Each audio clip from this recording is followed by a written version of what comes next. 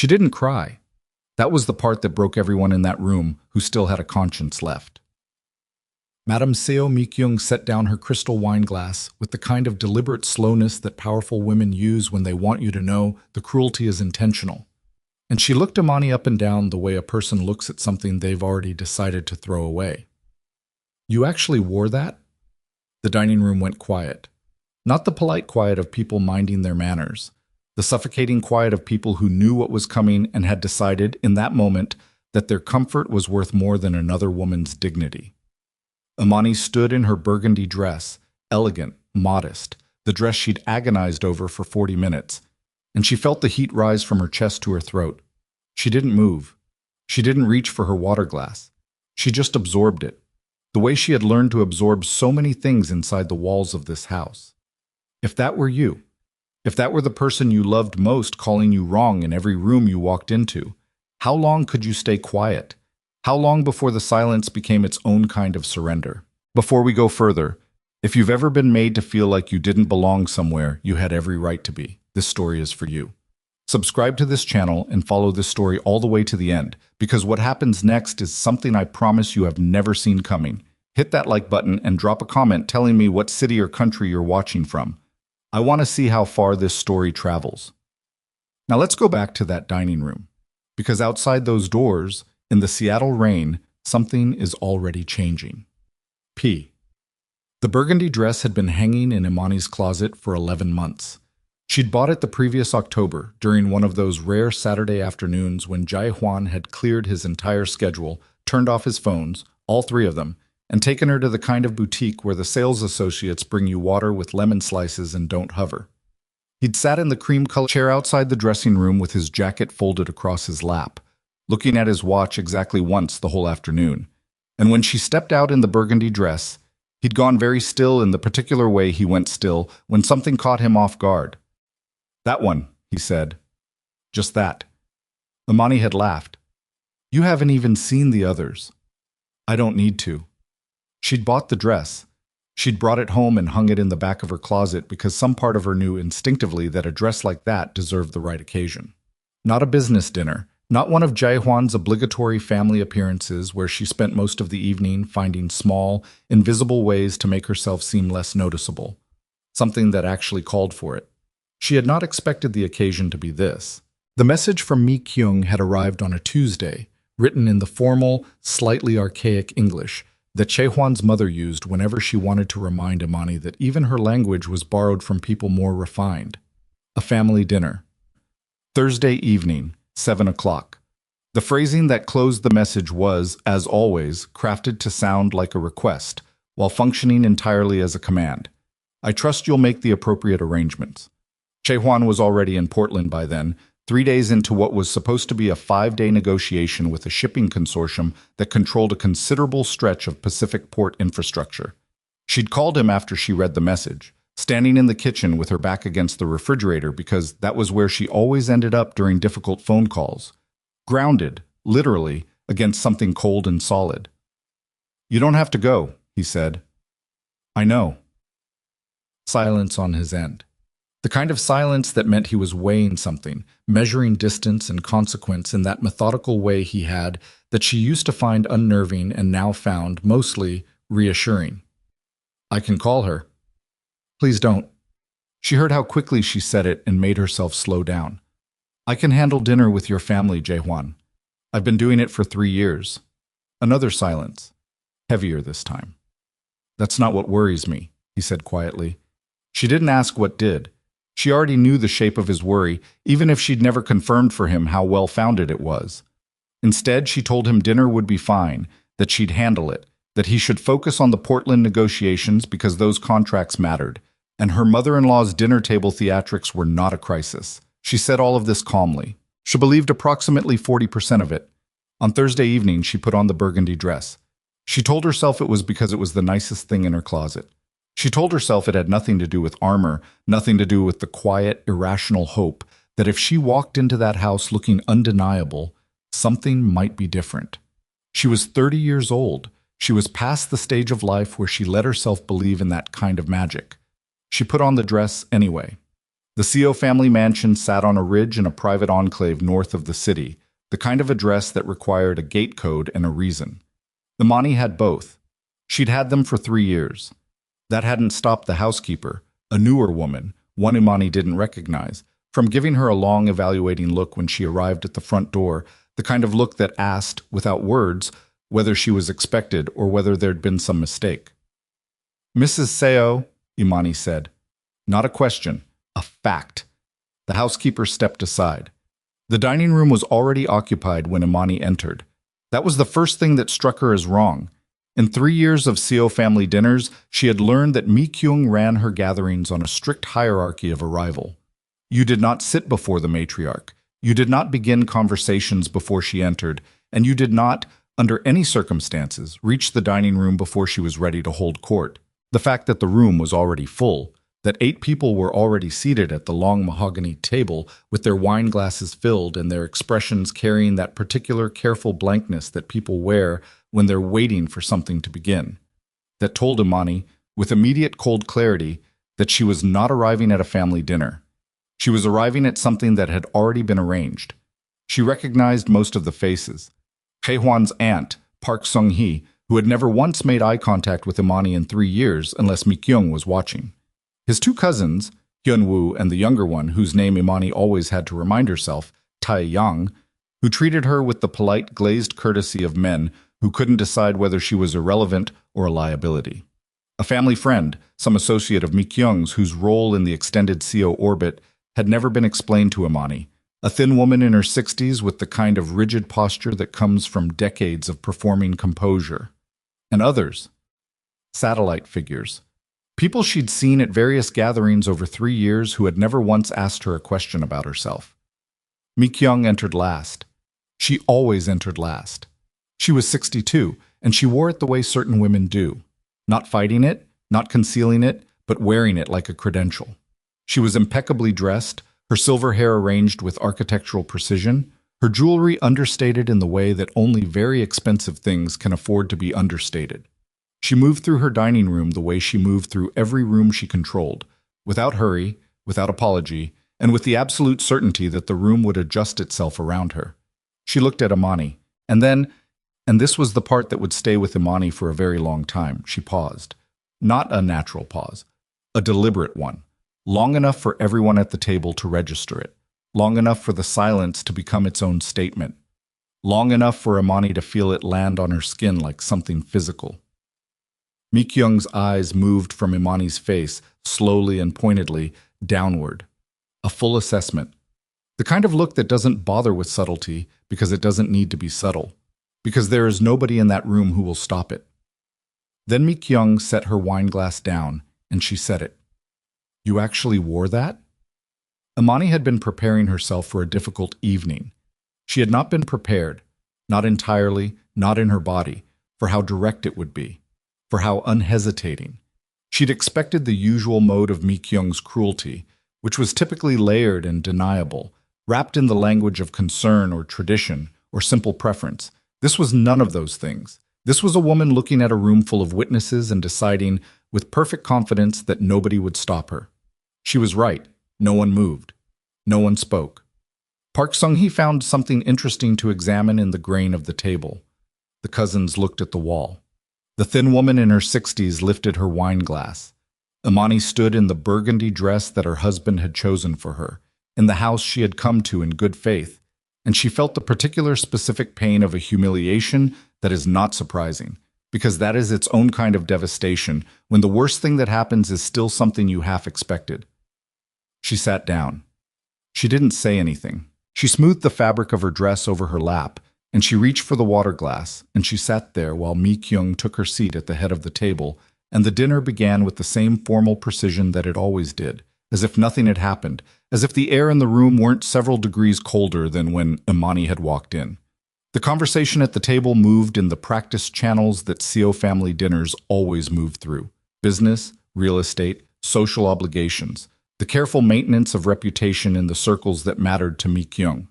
Imani was not included in it. She had not expected to be. She ate, and she listened, and she kept her expression composed in the way she had learned was necessary in this house.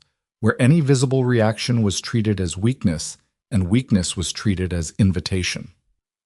It was during the second course that Mi Kyung shifted. The conversation had found a natural pause, one of those momentary silences between one subject and the next, and Mi Kyung used it the way experienced combatants use openings. She turned very deliberately toward Imani. "I've been thinking," Mi Kyung said with the measured warmth of someone beginning a reasonable discussion, "about the image my son projects." Every muscle in Imani's body went still, but she kept her face calm. "His image. He carries significant responsibilities." Mi Kyung set down her fork. "The people who deal with Jai Hwan, who do business with him, who negotiate with him, they form impressions. And those impressions are shaped not only by Jai Hwan himself, but by his household, by his family." A pause, elegant and practiced. "By his wife." Imani picked up her own fork. She put a piece of food in her mouth. She chewed it. She swallowed it. This was not about food. This was about giving herself something to do with her hands so she didn't grip the edge of the table. "I imagine they are," she said. "A man in Jae-won's position needs a certain kind of partner," Mi Kyung continued. Her voice was still reasonable. That was the thing about Mi Kyung in the early stages of this particular kind of conversation. She always sounded reasonable. She had spent decades perfecting the sound of reason while saying completely unreasonable things. Someone who compliments him, who reflects his standing, who can move in the spaces he moves in without creating. She searched for the word with the performance of someone who had known it all along. Friction. "And you think I create friction?" Imani's voice was level, impressively level, given what was happening inside her chest. "I think," Mi Kyung said, "that there are things about you that make his life harder than it needs to be." Park Sung-hee picked up her wine glass. The cousins found different sections of wall to examine. Imani set down her fork very quietly. "What things?" she asked, though she knew. She knew precisely what things, and she knew this was one of those questions whose answer she would regret asking for, because hearing it spoken aloud was its own particular violence, different from merely knowing it. Mi Kyung looked at her, and then she explained it, carefully, specifically. With the clinical thoroughness of someone who had been thinking about this for a long time and had finally decided that the time for hints was over. She talked about Imani's weight. She talked about the way Imani dressed, not tonight specifically. Tonight she only circled back to once, but in general, at public events, at the occasions where Jai Hwan needed to be seen in a particular way. She talked about where Imani came from, not geographically, but in terms of family, of background, of the absence of the kind of name or lineage that would make sense beside Jai Hwan's. She talked about what she called cultural fit in a tone that made cultural fit mean something much more specific and much uglier than the phrase itself. Imani sat through all of it. Her hands, under the table, were trembling, not visibly. She had learned, in 3 years of this house, how to tremble without anyone seeing it, but her right hand was pressed flat against her thigh, and she could feel the slight shaking of her own fingers against the fabric of the burgundy dress that her husband had chosen for her on a Saturday afternoon when he turned off all his phones. She did not cry. She did not speak. She ate her food, and she let Mi Kyung's words land on her, and she sat in the particular specific silence of a woman who has decided, for reasons that feel like love and function like self-destruction, not to fight back. It was when Mi Kyung mentioned Jai Hwan's trip that something shifted in Imani's chest. "He's been patient," Mi Kyung said. Her voice had dropped slightly, taken on something almost gentle, which was somehow worse. "I'll give him that. He has been extraordinarily patient, but patience has limits, even for him." She lifted her wine glass. "Portland isn't purely business, you understand. There are people there he's been introduced to, a family with substantial connections, a daughter who is appropriate, in ways that matter." Imani stopped eating. The room was very quiet. "I'm telling you this," Mi Kyung said, "not to hurt you. I'm telling you because someone should have told you a long time ago, and nobody has, because everyone here has been trying to spare your feelings at the expense of the truth." She set down her glass. "My son is not going to stay with you. The only question is how long you make everyone wait, and how much damage you do to him on the way out." Imani's throat closed. She wanted, in that moment, to say something devastating. She had things she could have said. She was not, despite what Mi Kyung believed, without resources. Intellectual, emotional, or otherwise. She had a graduate degree, a language she spoke better than Mi Kyung's English, a clarity of mind that she had spent 3 years carefully concealing in this house, because she had understood intuitively that a woman who outpaced Mi Kyung in any visible way would simply be punished for it more thoroughly. She could have said any number of things. What she said was nothing, because the part of her that had planned to hold herself together was now dealing with the possibility, the real, physical, cold possibility, that Mi Kyung was telling the truth, that the business trip was something else, that the patience her husband had shown her was ending in a way she hadn't been told about, that she had spent 3 years protecting a marriage that had already been decided. It was in that moment of cracked silence that Mi Kyung looked to the housekeeper, who was standing near the sideboard. "Bring Mrs. Seo's coat," she said, and then, quieter, in a tone that managed somehow to be both dismissive and, in its own way, almost kind, the kindness of someone closing a door that needed closing. "You've embarrassed my son long enough." Imani pushed back her chair. Her legs were unsteady in a way she hadn't expected, a purely physical betrayal that she resented immediately. She stood up and she was careful about it, careful about the way she moved, careful about her face, because she would absolutely not give this room the satisfaction of watching her fall apart. The housekeeper appeared with her coat. Imani reached for it, and then she stopped. She turned back to Mi Kyung, who was already looking slightly away, already preparing to resume the dinner as though it were simply continuing, as though the removal of Imani from the table were a minor administrative matter that had been handled tidily. "I stayed quiet," Imani said, "because I loved him." Her voice was steady. It surprised her how steady it was, given the state of everything behind it. "Not because I was afraid of you." Mi Kyung turned back to face her. Her expression was unreadable in the particular polished way of someone who has had decades to practice being unreadable. "You should have been," she said. And then, from the hallway behind her, from the dark corridor that connected the dining room to the entrance hall, where rain-damp shoes left marks on marble floors, where men in expensive suits removed their wet jackets and handed them to waiting housekeepers, a voice cut through the room. "No." One word, low, deliberate, carrying the weight of something that had been contained for too long. Every head in the room turned. Pei Huan stood in the doorway.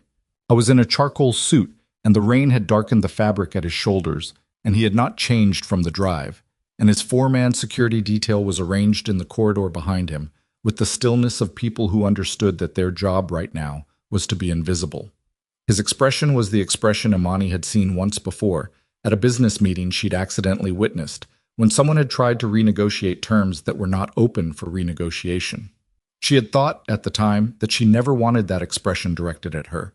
She thought, watching it now from across a dining room where his mother had just told her to leave, that she had never in her life been more grateful to see anyone. His eyes found her immediately. Not the room. Not his mother.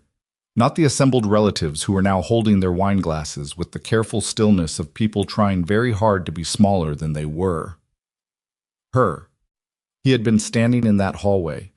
She did not yet know for how long. The room was silent in a way that rooms almost never are.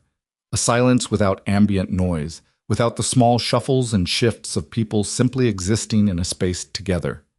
A silence that meant everyone understood something had changed and that what happened next would not be undone by the morning. Chai Huan walked into the dining room. He walked past his mother without looking at her. He walked the length of the table, and every person sitting at that table went very still as he passed them, the way people go still when proximity itself carries consequence. He stopped in front of Imani. He removed his jacket, not his suit jacket, but the outer layer, the rain-dark coat he was still wearing, and he placed it around her shoulders with a careful deliberateness that had nothing performative about it. No audience gesture, just warmth, just the straightforward, unambiguous act of covering his wife. He looked at her face, at her eyes, which were bright and controlled and refusing, as they had refused all evening, to release what was behind them. "Look at me," he said quietly. She couldn't. Not entirely. Not yet. She was holding herself together with both hands, internally, and meeting his eyes felt like it might be the thing that finally cost her the grip. He didn't push. He waited. And then he asked the question that told her he had heard more than just the last moment. "How long?" Imani said nothing. She pressed her lips together and she stood in his coat, in the room where she had just been told to leave, and she said nothing at all. In the end, her silence was its own answer. And from the way Jae-hwan's jaw tightened, slowly, almost imperceptibly, the way metal changes under heat, it was clear that he understood exactly what that silence meant. He had been protecting her from the outside world for 3 years. He turned to face his mother. And the real dinner had not yet begun. The silence in that dining room had a texture to it now. It wasn't the silence of people being polite. It wasn't the silence of people caught off guard. It was the silence of people who understood, with sudden and very uncomfortable clarity, that they had chosen the wrong side of a room. Jae-hwan stood with his back to his wife and faced the length of the table. He didn't raise his voice. He didn't need to. There was a particular quality to the way Seo Jae-hwan occupied a room when he was angry. Not the loud, demonstrative anger of men who needed witnesses, but the cold, pressurized anger of someone who had spent years learning to compress every dangerous impulse into something precise. The men who worked for him knew that quality. They had learned to read it in the set of his shoulders, in the stillness of his hands, in the specific way his eyes moved when he was cataloging rather than simply looking. Everyone at that table was being cataloged right now. Mi-kyung recovered first. She was 62 years old and she had not built 30 years of influence inside a complicated family structure by losing her composure when a room shifted against her. She straightened in her chair. She smoothed the front of her jacket with one hand, a gesture so controlled it almost looked relaxed. Jae-hwan. Her voice was warm, careful, the voice she used when she was recalibrating. You're early. We weren't expecting you until Saturday. I know. He didn't look at her yet. His eyes were still moving around the table, counting, noting who was present and what their presence meant. You must be exhausted from the drive. Sit down. We'll have another place set. I was standing in the hallway, he said, still not looking at her. For a while. The warmth in Mi-kyung's voice recalibrated by several degrees. Then you know we were having a family conversation. These things... Stop.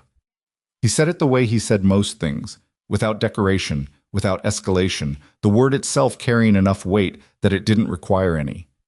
Then he turned and looked at her. Mi-kyung held his gaze for exactly as long as she could, which was longer than most people managed, and then something in her eyes shifted. Just slightly. Just enough for anyone paying close attention to notice. Imani noticed. She was standing behind Jae-hwan and slightly to his left, still wearing his coat over her shoulders. And she was watching Mi-kyung's face with the careful attention of someone who had spent 3 years studying a person who did not know they were being studied. She had learned Mi-kyung the way you learn a language you never speak out loud, not for conversation, but for survival. She knew the difference between Mi-kyung's performative confidence and her actual confidence. She knew the difference between the composure Mi-kyung chose and the composure she retreated into when she was calculating rather than controlling. Right now, Mi-kyung was calculating. Jae-hwan, his mother said, softer now, you only heard the end of a very long conversation. What you heard out of context. I heard enough. His voice was still quiet, still controlled. I heard my wife told to leave. I was trying to help her understand. I heard what you were trying to help her understand. Park Sung-hee, who had not moved or spoken in the past 4 minutes, chose this moment to set down her wine glass. The small sound it made against the table was the loudest thing in the room. Mi-kyung's eyes went to her briefly, then back to her son. You're upset. That's understandable. But if you would give me a moment to explain... Explain what? Something changed in his voice then. Not louder, but less controlled. The compression slipping just slightly, for just a moment. Explain which part? Which part of what I heard would make sense if you explained it? Mi-kyung opened her mouth. Because I heard you tell my wife, he said, that I was in Portland meeting someone else. The room went absolutely still. This was different. This was something that several people at the table had heard Mi-kyung say and had sat with in silence, either because they agreed with the strategy or because they were too invested in their own proximity to Mi-kyung's approval to object. But hearing it reflected back, hearing it named plainly by the person it concerned, turned it into something different than a mother's tactical maneuvering. It turned it into what it was. Mi-kyung's composure didn't crack, but it tightened. I was trying to prepare her for a reality. What reality? His voice dropped. That was worse than when it rose. You told my wife I was meeting another woman. You told her I was ashamed of her. He paused. Was any of it true? Jae-hwan, was any of it true? It was a conversation about the future. Answer the question. Mi-kyung put her hands flat on the table. It was a subtle gesture, barely noticeable, but Imani noticed it because she had seen Mi-kyung do it once before, during a business discussion 3 years ago that had turned in a direction Mi-kyung hadn't anticipated. It was what Mi-kyung did when she was steadying herself, when the ground was moving. No, Mi-kyung said finally. The specific details I described were not literal, but the larger point I was making, you lied to her. I was illustrating. You sat across from my wife and you lied to her face about my fidelity, about my feelings, about my intentions. Each word came out flat and separate, the way you lay down evidence. Not emotional, methodical, which was somehow more devastating than emotional would have been. To make her leave, Mi-kyung's chin lifted. It was the only movement she made. I was doing what I believed was best for this family. I'm going to need you to stop saying that. It's the truth. It is not the truth. For the first time, his voice carried something that wasn't controlled. Just for a beat. Just long enough for everyone in the room to feel the temperature change. The truth is that you have never once considered Imani part of this family. 3 years, not once. And everything you did tonight, everything you've been doing. He stopped himself. He pressed his lips together and he looked at the table and he took a breath and let it out slowly. And Imani, watching him do it, felt the particular heartbreak of watching someone she loved, trying very hard not to become something he didn't want to be in front of witnesses. He looked back up at his mother. I want to see the folder. Mi-kyung's expression shifted in a way that was almost imperceptible. Almost. What folder? From behind Jae-hwan, one of his men, the security chief, a broad-shouldered man named Park, who had been with Jae-hwan for 7 years and who communicated almost entirely in controlled silence, stepped forward from the hallway doorway and placed a manila folder on the table near Jae-hwan's end. He had clearly retrieved it from somewhere in the dining room. From the table, where it had been sitting for most of the evening. Where it had been placed in front of Imani like an ultimatum dressed up as paperwork. Jae-hwan picked it up. He opened it. The room was so quiet that the sound of the pages turning was audible. He read for approximately 90 seconds. During that 90 seconds, nobody spoke. Park Sung-hee had folded her hands in her lap. The two cousins were both looking at the same corner of the room with the intense concentration of men trying to become furniture. The thin woman in her 60s had set down her wine glass and was now examining her own reflection in the back of a spoon. When Jae-hwan looked up from the folder, his expression was different.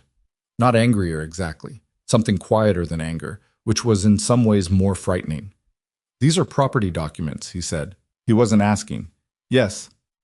You had documents drawn up for properties that are held in my name. He set the folder on the table carefully. And you asked my wife to sign them. Mi-kyung said nothing. Without my knowledge. Still nothing. Without my attorney. Without my authorization. Without, he paused, any legal standing whatsoever to ask for her signature on anything. Mi-kyung's composure was intact, but she was holding it the way you hold something heavy. You could see the effort in the stillness itself. I consulted with an advisor who indicated that. Which advisor? A brief silence. Kim Sung-jin. Jae-hwan's jaw moved slightly. Imani knew that name. She knew it the way she knew the names of most things connected to the Seo family's legal and financial architecture. Not because anyone had told her, but because she paid attention. Kim Sung-jin was a third-tier attorney who occasionally handled minor administrative matters for the extended SEO family network. He had no authorization to advise on transfers involving the primary holdings. His opinion on those documents was worth approximately nothing, and Mi-kyung knew it. He told you these documents were legitimate, Jae-hwan said. He told me that in principle. He repeated it without inflection. Then he closed the folder. These documents have no legal force. My wife's signature on them would have meant nothing. He set the folder to one side. Which means you didn't do this to actually transfer anything. You did this to make her believe she was signing away her rights. You did this to frighten her. Mi-kyung's chin came up again. I did this because someone in this family had to do something before. Before what? Imani said. The room turned. She hadn't planned to speak. She had been standing behind Jai Huan with his coat around her shoulders, running on a combination of exhaustion and adrenaline and the particular brittle dignity of a woman who had been pushed to the edge of something and found, to her own surprise, that she was still standing. She had not intended to enter this conversation. She had been managing herself carefully, managing the trembling in her hands and the heat behind her eyes, and the furious, grief-soaked tangle of emotions that had been building in her chest since the moment Mi Kyung had looked her up and down over a crystal wine glass. But she was done managing. Before what exactly? Her voice was steadier than she expected. Not entirely steady. Steady enough. Before I became too settled to push out? Before I made friends in your circles who might notice if I disappeared? Before Jae Hwan came home from a trip and asked why his mother had handed his wife a document to sign? She walked around the side of the table, not toward Mi Kyung specifically, but no longer standing behind her husband, standing beside him. What was the emergency that required this particular dinner tonight while he was away? Mi Kyung looked at her. There was something in her expression that Imani had never seen there before. Not respect, not yet, nothing that generous, but a kind of reassessment. The specific look of someone encountering unexpected resistance from a direction they had classified as safe. This is a family matter, Mi Kyung said. I am his family, Imani said. Or is that still the part we're debating? Park Sung-hee made a small sound that might have been the beginning of something and then thought better of it. Mi Kyung's eyes moved to her son. You see what I mean? This is exactly. Don't. Jae-hwan's voice was quiet and absolute. Whatever you're about to say, don't. She's been turning you against your own family. Nobody turned me against anything. He stepped forward, closing some of the distance between himself and the head of the table. I'm standing here because I heard what you said to her. I'm standing here because I found documents you had prepared without my knowledge or consent, designed to strip my wife of protections I put in place. I am standing here. His voice dropped further, further than Imani had ever heard it, because I am realizing that I have been away a great deal in the past 3 years, and while I was away, things happened in my own house that I did not know about. He looked at his mother for a long moment. How long has this been happening? Mi Kyung's expression didn't change. How long has she been absorbing things I didn't know about, in my house, with my family, because she was protecting me from the consequences of my own absence? His voice cracked on the last word. Just slightly. Just enough. How long, Mother? Jae-hwan, I am asking you a question. The silence stretched. Mi Kyung looked away first. Not dramatically, just slightly, just her eyes moving toward the window and the dark beyond it, where the Seattle rain was still coming down against the glass in steady, indifferent sheets. The gesture of someone who has run out of the particular kind of ammunition they came loaded with and is buying time while they reload. Imani watched her do it and felt, unexpectedly, something she hadn't anticipated feeling in this room tonight. Tired. Not righteously exhausted. Not the dramatic bone-deep weariness of a woman at the end of her endurance. Just tired. The ordinary human tired of someone who had been holding too much for too long and could feel, for the first time in a long time, the possibility of setting some of it down. She looked at Jae Hwan, who was still watching his mother. His profile was lit by the chandelier overhead, the angles of his face sharp and controlled, and she could see the muscle working in his jaw, the involuntary giveaway of someone managing an emotion they haven't fully decided what to do with. She almost reached for his hand. She stopped herself. Not because she didn't want to, but because something instinctive told her this moment wasn't done yet, that what was happening in this room needed to happen without interruption, that pulling him back now would be the same as pulling him back 3 years ago, which was what had gotten them here. Mi Kyung turned back from the window. 2 years, she said. Her voice was flat, stripped of the warmth and the practiced reasonableness she'd been using all evening. Just the fact, laid down like something heavy. The first time was about 8 months after the wedding. The room shifted. Jae Hwan went completely still. You were in San Francisco, Mi Kyung continued. Her voice had taken on a different quality now. Not apologetic, not exactly, but something that had relinquished performance. Something more like accounting. There was a dinner here. I said some things. A pause. She didn't tell you? No, he said. His voice was barely above a whisper. She didn't. She didn't tell you the following March either, when I told her that the women in your family had certain standards for the way they presented themselves at public events. Mi-kyung looked at Imani briefly, then away. She didn't tell you about the birthday dinner where I seated her at the far end of the table. She didn't tell you about the conversation I had with her in the garden in April of last year, when I told her. Mi-kyung stopped. For the first time, something behind her eyes moved that wasn't calculation. When I told her that a woman who couldn't give my son a family that looked like him had no business staying in a house that didn't belong to her. The words fell into the room like something dropped from a height. Tae-hwan turned slowly and looked at his wife. Imani met his eyes. She felt the tears now, very close to the surface, pressing against the back of her eyes with the particular insistence of grief that has been deferred too long. She blinked. Once. Hard. Imani. His voice broke in a way she had never heard it break. Don't. She shook her head, and she was surprised by how much she meant it. Not right now, not in front of...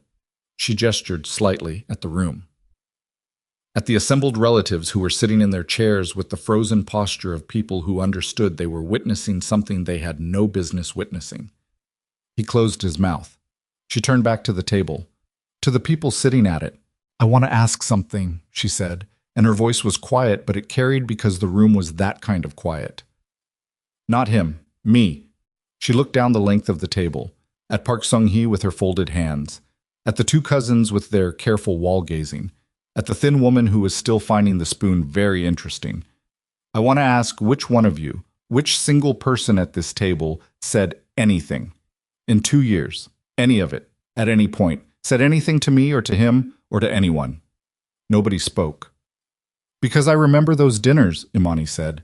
I remember every single one of them. I remember which of you watched, and which of you looked away, and which of you actually smiled. She stopped at Park Sung-hee. I remember you specifically telling me at the March dinner that it was just her way, that she was protective, that I should try to understand her perspective. Park Sung-hee's throat moved. Her perspective, Imani said. The words came out with something sharp underneath them. Not rage. Something more controlled than rage, more precise than rage, the specific controlled precision of a woman who has been cataloging evidence for 2 years. That was what you said. Her perspective. Park Sung-hee looked at Mi-kyung. Mi-kyung's expression was unreadable. Chae-hwan turned toward his aunt. Something in his posture changed, the stillness of someone who has already made decisions and is now simply confirming the details. You knew, he said to Park Sung-hee. Not a question. She looked down. He looked at the cousins. Hyun-woo met his eyes for exactly 1 second and then found the table extremely interesting. Tae-young had gone slightly pale. I want everyone at this table to understand something, Jae-hwan said, and his voice had found a new register now. Not the compressed anger of someone managing himself in real time, but the steady, cold authority of someone who has already moved past emotion into consequence. What happened in this house over the past 2 years? What was done to my wife while I was absent, in my house, by my family, with the silence or participation of everyone in this room? That is not a family conversation. That is not a misunderstanding. That is not something that happened because people didn't know better. He looked at his mother. You knew exactly what you were doing, he said, every single time. Mi-kyung raised her head. And here was the thing about Mi-kyung. The thing that made her genuinely formidable and genuinely dangerous even now, even in a room where the walls were closing in on her. She didn't flinch. She was 62 years old and she had survived things that would have dismantled most people. And she looked at her son with the eyes of someone who has already decided they will survive this too. I was protecting you, she said. Everything I have ever done has been for you. You can be angry, you can be furious, but you cannot tell me I was wrong to want more for you than what? His voice was very quiet now. Mi-kyung looked at Imani. She took a breath. And then she said the thing that undid whatever careful management the room had left. Then a woman who will never truly belong in this world, who was never built for it, who will slow you down and cost you credibility, and eventually, Jae-hwan, she will leave. Because women like her always leave when it gets difficult. Because she doesn't understand what loyalty means in a family like ours. Because she doesn't have the enough. Imani's voice cut across Mi-kyung's with a precision that surprised everyone, including Imani. Mi-kyung stopped. I have sat in this house for 3 years, Imani said. I have sat at this table. I have eaten your food, and I have listened to your opinions about my body and my background and my race and my worth, and I have gone home, and I have not said a word about any of it, because I genuinely believed, that if I was patient enough and kind enough and quiet enough, something would eventually shift. She paused. The tears she'd been managing were gone now, dried up by something hotter and more focused. And what I understand tonight, looking at you, is that there was never going to be a shift. Not because I wasn't enough, but because you decided I wasn't enough before I walked through that door the first time. And every dinner and every comment and every carefully arranged humiliation since then has just been you trying to make me agree with the decision you'd already made. Mi-kyung said nothing. And I need you to know, Imani said, that I never agreed. Not once. Not even when I was quiet. The room held its breath. And then Jae-hwan reached into his jacket and removed his phone, and he made a call that lasted 40 seconds, and when he ended it, he set the phone on the table, and he looked at his mother, and he said, in the quiet, absolute voice of a man who has just decided something irreversible, I need you to call your attorney, tonight. Mi-kyung stared at him. Because I need mine to explain to you, he said, exactly what this house is, and exactly who it belongs to, and exactly why the documents you put in front of my wife tonight were not only without legal standing, but were the least of what you should have been worried about. He reached into the folder and placed a single document on the table. A different document. One that hadn't been in the folder when Mi-kyung assembled it. One that Jae-hwan had taken from the inside pocket of his coat when he removed it from his wife's shoulders. Mi-kyung looked at it. Her face changed. And for the first time in the 3 years that Imani had known her, Seo Mi-kyung looked at something in this house with the expression of a woman who had just realized that the ground beneath her feet was not what she thought it was, and had not been for a very long time, and that everything she had done tonight, the folder, the dinner, the lies about Portland, the housekeeper with the coat, had been done in a house that was no longer hers to command. She looked up at her son. He was already looking back at her. Read it, he said. Mi-kyung read the document. She read it slowly. Not because she was a slow reader. She wasn't. She had spent decades moving through legal and financial paperwork with the efficiency of someone who understood that information was currency and speed was advantage. She read it slowly because her eyes kept stopping. Because there were words on those pages that her brain was receiving and refusing, simultaneously, the way a body rejects something it cannot metabolize. The room watched her read it. Nobody spoke. Nobody moved significantly. Park Sung-hee had her hands pressed flat against her own thighs now, mirroring, without realizing it, the same gesture Mi-kyung had made earlier when the ground first began to shift. The cousins had abandoned any pretense of looking elsewhere. The thin woman in her 60s had set the spoon down entirely. Imani watched Mi-kyung's face. She watched the moment Mi-kyung reached the second page, because something changed in the older woman's expression at the second page. Something small and involuntary that Mi-kyung would have suppressed if she'd seen it coming, but she hadn't seen it coming, and so it happened. A slight tightening around her eyes, a barely perceptible inward breath, the specific physical response of a person encountering a number they were not prepared for. Mi-kyung set the document down. She looked at her son. When, she said. The word came out stripped of everything except the need to know. 14 months ago, Jae-hwan said. Mi-kyung's hand moved on the table, not reaching for anything, just moving, the restless, involuntary motion of a person whose body needs to do something while the mind processes an impact. Before the East property acquisition. 2 weeks before. She absorbed that. Imani could see her absorbing it, could see the specific way Mi-kyung's considerable intelligence was working backward through 14 months of events, recontextualizing each one with this new information laid underneath it. The way you see a painting differently once you know what was painted over before the final layer. The renovation permits, Mi-kyung said.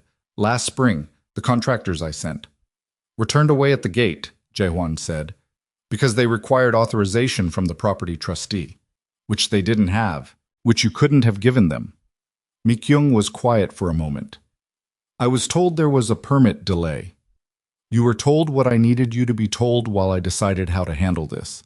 His voice was still level. It had not risen once in the past 10 minutes, and somehow that was the most alarming thing about it, that the angrier the situation became, the quieter he got, as though rage in him burned inward rather than outward, consuming itself rather than the room. I hadn't decided yet. And now you've decided. You made the decision for me tonight. Mi-kyung looked down at the document again. She didn't pick it up, she just looked at it, the way you look at something you can't quite accept is real, even though it's sitting right in front of you. Then she looked at Imani. It was the first time all evening that Mi-kyung had looked at Imani without the architecture of contempt. It wasn't warmth what replaced it. It wasn't remorse, not yet. It was something rawer and less processed than either of those things. It was the look of a woman who had spent 14 months trying to remove a piece from a board, not knowing that the piece she was trying to move was the board. The trust, Mi-kyung said. She was talking to her son but looking at Imani. She's the beneficiary. Sole beneficiary, Jae-hwan said. This house. Yes. The North Grounds. Yes. The Bellingham property. A pause. That one is structured differently, but yes, effectively. Mi-kyung pressed her lips together. She looked at the document one more time.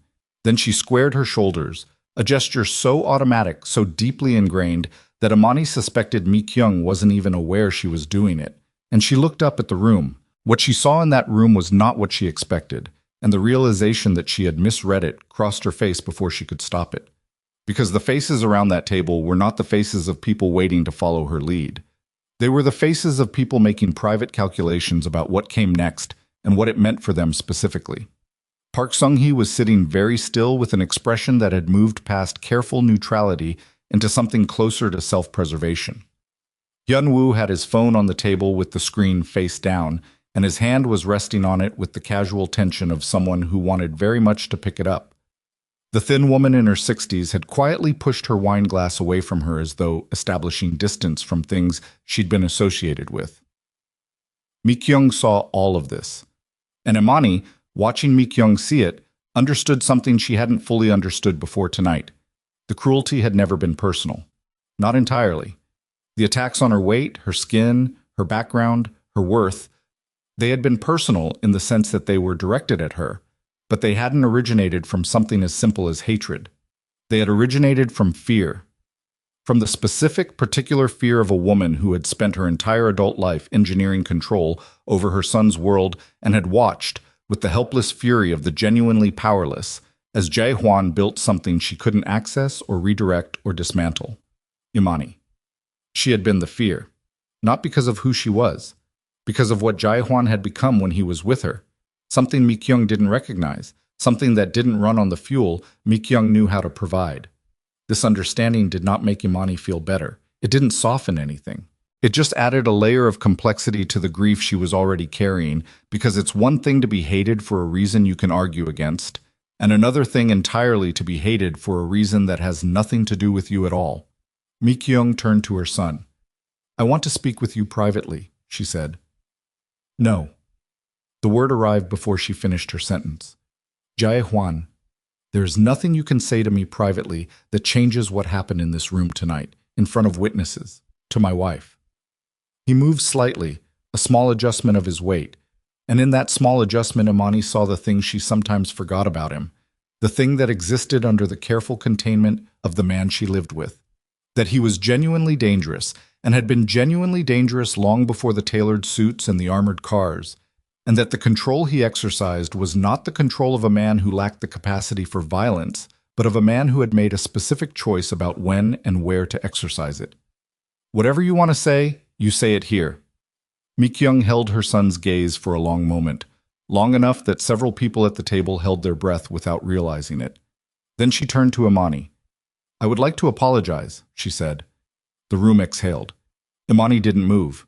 Mi-kyung's jaw moved slightly, something working behind her composed expression, something that was costing her in a way that was visible if you knew where to look. What I said tonight was, don't, Imani said quietly. Mi-kyung stopped. Not right now.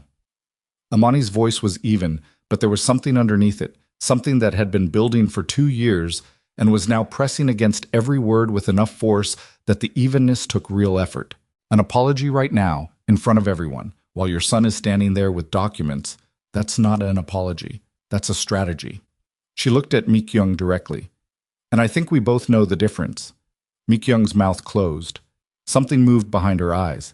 If Imani had to name it, she would have called it recognition. The specific recognition of one intelligent woman by another, across a gulf that hadn't been bridged so much as it had been reduced, finally, to its actual dimensions. Chae-hwan looked at his wife. She didn't look back at him. She was still watching Mi-kyung, watching her the way you watch a situation that isn't resolved yet, even though the loudest part of it has passed, because she had lived in this family's orbit long enough to know that the loudest part was rarely the most dangerous. It was Hyun-woo who spoke next. He shouldn't have. In the calculation of people whose positions in Jae-hwan's world had just become uncertain, opening your mouth was almost certainly the wrong move, and the expression on Taeyong's face when his older brother cleared his throat suggested that Taeyong understood this even if Hyun-woo didn't. The properties, Hyun-woo said. His voice came out with a careful steadiness that cost him visible effort. The ones in the trust. The companies connected to them are none of your concern, Jae-hwan said, without looking at him. Hyun-woo persisted. He had always been this kind of man who mistook his own discomfort for leverage. I only mean that there are financial arrangements that depend on those. Hyun-woo! Jae-hwan turned and looked at his cousin directly for the first time since entering the room. The look lasted approximately 2 seconds. It was enough. I know about the arrangements. Every arrangement, every account, every access, every small convenience that has been treated as a permanent entitlement by people who were never owed it. He let that land. We'll discuss what changes. Not tonight. Hyun-woo's mouth closed. Taeyang had gone the color of old paper. Park Sung-hee cleared her throat. She had been quiet for so long that the sound startled the room. Jae-hwan, she said, and her voice had the careful, measured quality of someone who has decided that honesty, at this point, is the only currency that might still have value. I owe Imani an apology, directly. The room stilled again, differently this time. Park Sung-hee turned to Imani. She looked older than she had 20 minutes ago, in the way people age visibly when a thing they've been holding gives way. I told you it was her way. That was... She paused, searching for a word that wasn't an excuse. That was cowardice. I was more worried about my own position than about what was happening to you. And I watched things happen in this house that I shouldn't have watched without saying something, and I'm sorry. Imani looked at her. The apology was real. She could tell the difference. Had spent 3 years in rooms where words functioned as weapons dressed in the language of civility, and she could recognize the weight of something genuine the way you recognize a real sound versus an echo. It was real. It was also, like everything in this family, complicated, because real apologies from people who had real opportunities to do differently were not absolution. They were just the first true thing said in a very long night. Thank you, Imani said. Not warm, exactly, but not cold, just honest. It was at that moment that Jae-hwan's phone rang. He looked at it. His expression changed, just slightly, just the specific shift of someone receiving information that adds a new dimension to an already complex situation. He stepped away from the table to answer it, moving toward the far end of the room near the window, his back partially to the group, his voice low enough that only fragments carried. Imani watched him. She watched the line of his shoulders, the way he turned slightly away from the window while he listened, the way his left hand came up and pressed briefly against the back of his own neck. A gesture she had learned over 3 years was involuntary and meant that something was wrong in a way that he hadn't yet decided what to do about. She felt the cold before she understood why. Chae-hwan ended the call. He stood with his back to the room for a moment that ran approximately 4 seconds longer than it should have. Then he turned. His face was composed. It was the composition that cost something, the kind you assembled in real time, because the alternative was letting a room full of people see something you weren't ready for them to see. I need a moment, he said. His voice was normal, controlled. Everyone stay where you are. He walked out of the dining room. Imani followed him. She didn't ask permission. She didn't wait to see if he wanted her to. She simply followed him, past the security detail in the hallway, through the corridor and into the smaller sitting room off the main hall, where the door could close and the room beyond it could pretend, temporarily, that whatever was happening was contained. Jae-hwan closed the door. He stood in the middle of the room with his back to her for a moment, his hand on the back of his neck again, and she waited. "There's a problem," he said. "Tell me." He turned. His face, without the audience of the dining room, was different, not less controlled, but the control was resting on something she could see moving underneath it, something that was working through a calculation she couldn't read yet. "The Portland negotiation," he said. "The shipping consortium." "Yes." "There was a leak." He paused.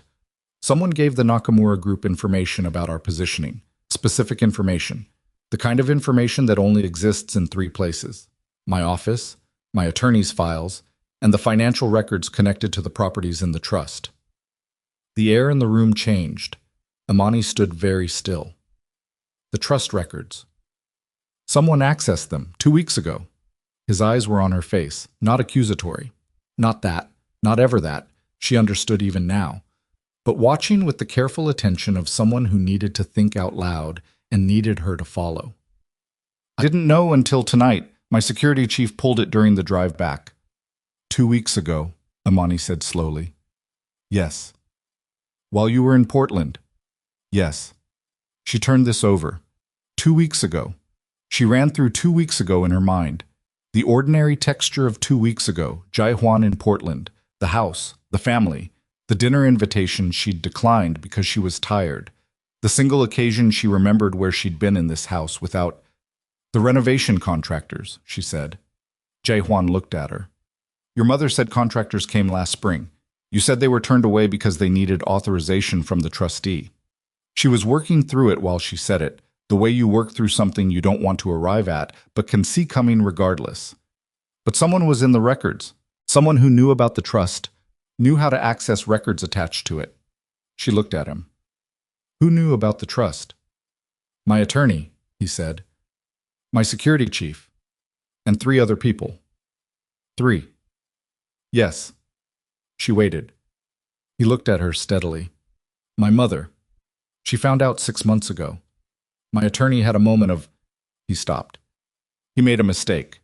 He confirmed something he shouldn't have, during a conversation with Mi-kyung about something else entirely. "Okay." Imani's voice was very careful now. "Your mother knew." "Yes." "And the records were accessed 2 weeks ago, while you were away." "Yes." "Was it her?" Jae-hwan was quiet for a moment that felt significant. "I don't know yet. But whoever accessed them had the documents that were given to the Nakamura Group within 48 hours. And the Nakamura Group used those documents to restructure 3 of the consortium contracts." He paused. "We lost the Portland negotiation, Imani. Not partially. The whole thing." She absorbed that. She had a rough understanding of what the Portland consortium meant to the legitimate side of Jae-hwan's business. Not everything, not the full architecture, but enough to understand scale. Enough to understand that losing the whole thing was not a setback. It was a wound. "How bad?" she asked. "Bad enough that it changes the next 18 months. He sat down for the first time since entering the house, dropping into the arm of a chair with the heaviness of a man who has been standing for a very long time. And bad enough that somebody knew exactly what they were handing over and who they were handing it to." Imani looked at him. "You think it was someone in your family?" "I think," he said, "that someone sat at that table tonight knowing what they'd done. And I think that the dinner, the documents, all of it, may have been, partly, about creating enough noise that by the time I dealt with this house, I wouldn't be looking clearly at what happened in Portland." The sitting room felt smaller than it had when they walked in. Imani sat down across from him. Not beside him, across, so she could see his face. She laced her fingers together and she looked at him and she said, "Tell me what you know, all of it, right now." He looked at her. For a moment she saw the thing she almost never saw. The thing that existed under the Mafia Boss, and the cold husband and the contained man who moved through dangerous spaces with the ease of someone who had long since made peace with danger. She saw the part of him that was simply a person carrying too much in a room that had finally gotten small enough to put it down. He told her. He told her about the Portland leak, about the specific documents compromised, about the timing and the pathway and the 3 access points. He told her about the Nakamura Group's history with the CO family network, about a deal that had gone wrong 4 years ago and left a specific kind of open account that someone had apparently decided to close using leverage they hadn't previously had. He told her about the fourth person who knew about the trust. Imani went very still. "Say that again," she said. "Kim Sung-jin," Jae-hwan said. "My mother's attorney. The one she supposedly consulted about the documents she put in front of you tonight. Kim Sung-jin, the third-tier attorney. The one Mi Kyung had cited as her authority for the document she'd presented at the dinner table. The one Jae-hwan had dismissed in the dining room as having no standing to advise on primary holdings. The one who, apparently, had been consulted on more than just the paperwork Mi Kyung had drawn up for tonight." "He's the access point," Imani said. "I believe so. Yes." "Your mother's attorney?" "Yes." "Who she described tonight as someone she consulted about the documents?" "Yes." "Which means—" Imani stopped. She was there. She had arrived at the destination of this particular line of thinking, and she didn't want to say it out loud because saying it out loud would make it a thing that existed in the room between them, and some part of her that was still, after everything tonight, trying to protect something, hesitated. Then she said it anyway. "Which means your mother either knew Kim Sung-jin was the leak, and the dinner tonight was about something other than what we thought, or she didn't know, and someone used her to get access to the trust records and to create a distraction in this house, while the Portland deal fell apart." Jae-hwan didn't say anything. "Either way," Imani said, "someone in your family's circle handed your business to your competitors, tonight, while you were driving home." He leaned forward and put his head in his hands. It lasted maybe 3 seconds. 3 seconds of a man not performing composure because the only witness was the person for whom he didn't perform. Then he lifted his head and his face was collected again, and he said, "I have to go back in there." "I know." "And I have to do something I'm not—" He stopped. Started again. "What I have to do in that room, to figure out what happened, and who knew what, is going to require me to be a version of myself that I have not, that I've tried not to be. Around you. In this context." She understood what he meant. She had always understood what he meant, even the things he said sideways, even the things he circled without landing on. He was telling her that what came next was going to be an interrogation, that the careful, quiet man who had placed his coat around her shoulders was going to step back, and what stepped forward in his place was the thing he kept carefully partitioned, the thing that had built an empire through a combination of intelligence and absolute willingness to find the truth, regardless of what the truth cost the people who were hiding it. He was telling her she was about to see it, and he was asking her, without asking, whether she could bear to be in the room for it. Imani stood up. She straightened the coat she was still wearing, his coat, still around her shoulders, still carrying the rain smell of the drive from Portland, and she looked at her husband and she said, "Then let's go find out who did it." He looked at her for a moment. Then he stood. They walked back into the corridor together, past the security detail, past the door to the dining room that was still closed. Park, the security chief, fell into step beside Jae-hwan and spoke quietly for 30 seconds. And whatever he said made Jae-hwan's jaw set in a way that Imani had learned meant the information was significant and unwelcome. Jae-hwan stopped. He turned to Park. "You're certain?" "The timestamp matches the access window," Park said, "and the IP routes through a relay connected to a device that was in this building." In this building, Imani felt the cold again. More precisely this time, more specifically located. "When?" Jae-hwan asked. 17 days ago, Park said. "Between 11 p.m. and 2 a.m. Jae-hwan turned and looked at the dining room door. Imani turned and looked at it too. 17 days ago. 11 p.m. to 2 a.m. A time when the house would have been largely quiet. A time when access to a building required a gate code and a reason and familiarity with the house's rhythms. When the staff retired, which cameras covered which angles, where the household systems were administered. The kind of familiarity that came from living there, or from visiting often enough that the house had stopped paying attention to you. Jae-hwan put his hand on the dining room door. He paused there for a moment, his palm flat against the dark wood, and Imani watched the last of the evening's controlled restraint settle into something harder and more final, the way water settles into ice, the same substance, transformed into something that cuts. He pushed the door open. The dining room looked up at him. 8 faces, each carrying its own specific weight of the last 20 minutes, each doing its own private mathematics about what came next. Mi-kyung at the head of the table, still with her shoulders squared, still with the composure she had assembled and was wearing like the last piece of armor she had left. Park Sung-hee with her hands in her lap. The cousins. The thin woman. The satellite figures. Jae-hwan walked to the table and did not sit down. He looked at each face in the room with the methodical patience of someone who had already decided the truth was in this room and was simply deciding in which order to find it. 17 days ago, he said, someone in this house accessed records connected to a private trust during the middle of the night. His voice was quiet. It was the quietest it had been all evening. Those records were used to sabotage a business negotiation worth more than any of you will see in the next decade. He paused. I'm going to find out who it was. I'm going to find out tonight. And the only question anyone in this room should be asking themselves right now is whether they want to tell me before I find out on my own. Nobody spoke. The chandelier threw its steady warm light across the table, across the wine glasses and the half-eaten food, and the folder that still sat where Jae-hwan had left it, and across the faces of people who had come tonight believing they were witnesses to something, and were now understanding, with the cold, specific clarity of people who have miscalculated badly, that they were something else entirely. Then the thin woman in her 60s, the family friend, the satellite figure, the woman who had not spoken once all evening, set her hands very carefully on the table, and looked directly at Mi-kyung, and said, "Tell him." The room stopped breathing. Mi-kyung turned to look at her with an expression that, for the first time all evening, contained something Imani had never expected to see on that face, something that looked exactly like fear. The thin woman's name was Clara Yoon.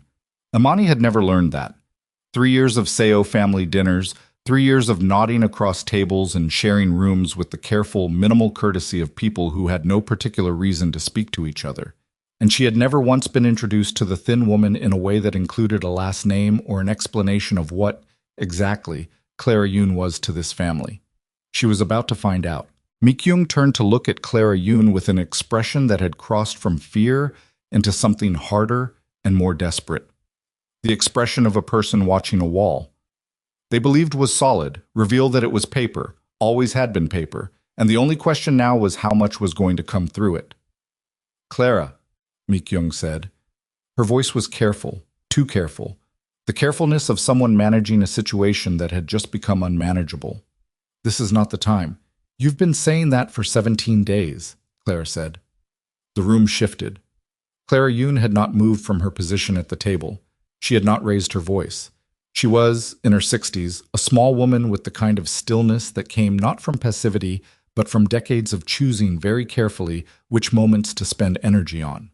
She had spent all evening being unremarkable, and Imani understood now that this had been deliberate, that Clara Yoon had come to this dinner knowing something, waiting for something, and had made the calculation to wait until the room had arranged itself into a configuration she could work with.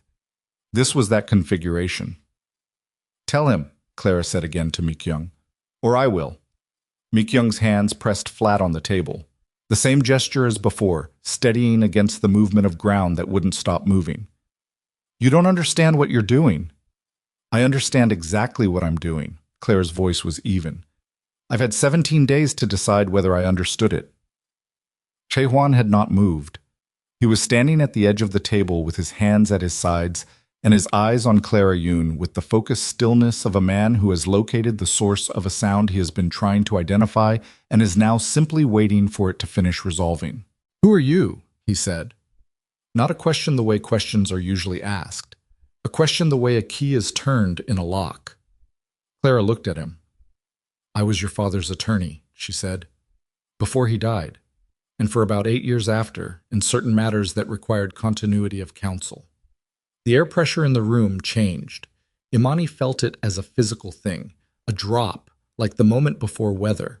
Beside her, she felt rather than saw Jae-hwan's body absorb the information, the slight change in the set of his shoulders that meant something had arrived that he hadn't been expecting in this specific shape. His father had been dead for 11 years. "Go on," Jae-hwan said. Clara Yoon took a breath.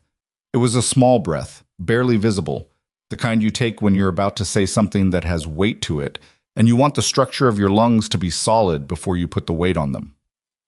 Your father had a secondary set of holdings, she said, separate from the family accounts, separate from anything Mi-kyung managed or had access to. He built them over about 15 years, through a series of entities that were structured specifically to remain invisible to the primary family financial architecture. She paused. He left them to you, not to the family, not to Mi-kyung, to you specifically, in a document that superseded the primary estate arrangement in 3 specific areas. Jae-hwan said nothing. His face was doing nothing visible, which Imani knew meant something very specific was happening behind it. Your mother knew about the secondary holdings, Clara said. She has known for 9 years. She has been unable to access them because the structure your father built required a specific verification protocol that only you could complete, and completing it would require you to know the holdings existed. Clara's eyes moved briefly to Mi-kyung, which she prevented.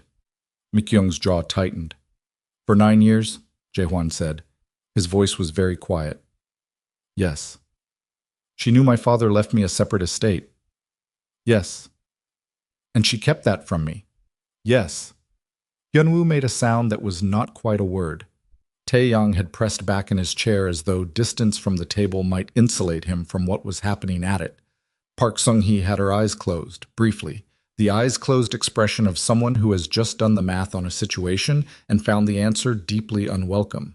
Mi-kyung's voice, when it came, was controlled, but the control was costing her in a way that was visible in the slight tremor underneath her words, the vibration of something held under too much pressure. Your father's secondary holdings were built on decisions I disagreed with, relationships I disagreed with. The money in those accounts is connected to... She stopped. Started again. It is not clean money, Jae-hwan. It never was. Accessing those holdings would have created exposure that... You decided that, he said. Yes. For 9 years. You decided that on my behalf without telling me. I was protecting you. The sound that came out of Jae-hwan was not quite a laugh. It was the sound a person makes when something hits a nerve so raw that the body doesn't quite know what category to put the response in. You have been protecting me my entire life from things I didn't know existed so you could maintain control over everything I did know existed. Mi-kyung said nothing. The trust, he said. Imani's trust. You accessed the record 17 days ago looking for... What? A way to challenge it. A vulnerability in the structure? Mi-kyung's silence was its own answer. You were trying to find out how my father's attorney structured it, he said. Because Clara structured it, the same way she structured the secondary estate. And you thought if you could find a parallel, a flaw, something that connected the two, I thought, Mi-kyung said, and her voice broke on the word just slightly, just enough, that you had gone to her, that you had used your father's attorney to build something I couldn't reach, the same way he did, and I thought, she pressed her lips together, I thought you had already decided to move everything away from me. I thought the trust was the beginning of something larger. I thought I was running out of time. So you leaked the Portland documents. I did not leak anything. Her voice came out sharply, with the specific sharpness of denial that contains genuine emotion, not performed innocence, but actual, wounded outrage. I accessed the trust records. I was looking for documentation of the connection to the secondary estate. I did not find it. I did not send anything to anyone. Then who did? His voice was steel. Silence.